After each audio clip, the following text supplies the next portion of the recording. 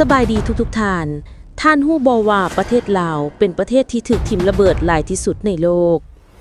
ประเทศลาวดินแดนที่หลายคนฮู้จักในฐานะดินแดนแห่งดวงอาทิตย์ขึ้นแต่ใต้ความงามของธรรมชาติที่เบิงคือว่ายุดนิ่งนี้พื้นดินได้เสื่องความจริงอันน่าสะเทือนโลกอันหนึ่งไว้ในระยะสงครามเวียดนามลาวได้กลายเป็นสนามรบทางอากาศที่ใหญ่ที่สุดเท่าที่เคยมีมา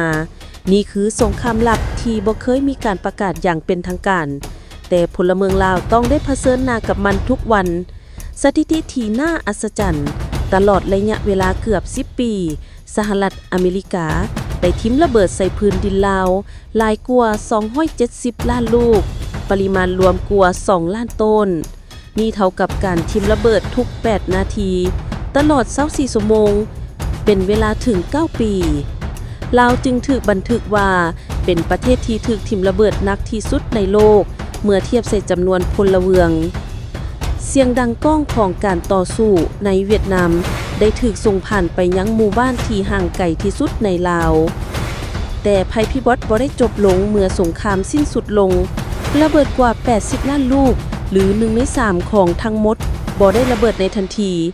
พวกมันกลายเป็นมรดกบาปที่ฝังอยู่ใต้พื้นดินมื้อนี้ลาวกำลังต่อสู้กับสงครามที่เบิ่งบ่เห็นนี้อย่างกล้าหาญด้วยความช่วยเหลือจากองค์การกู้ระเบิดสากล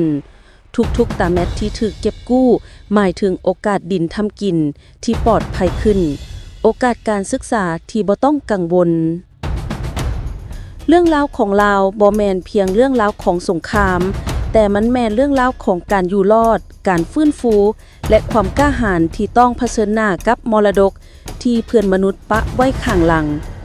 จนกว่าพื้นดินทั้งหมดจะกลับคืนมาสงบอย่างแท้จริงก่อนจากกันฝากกดไลค์กดติดตามนำเด้อ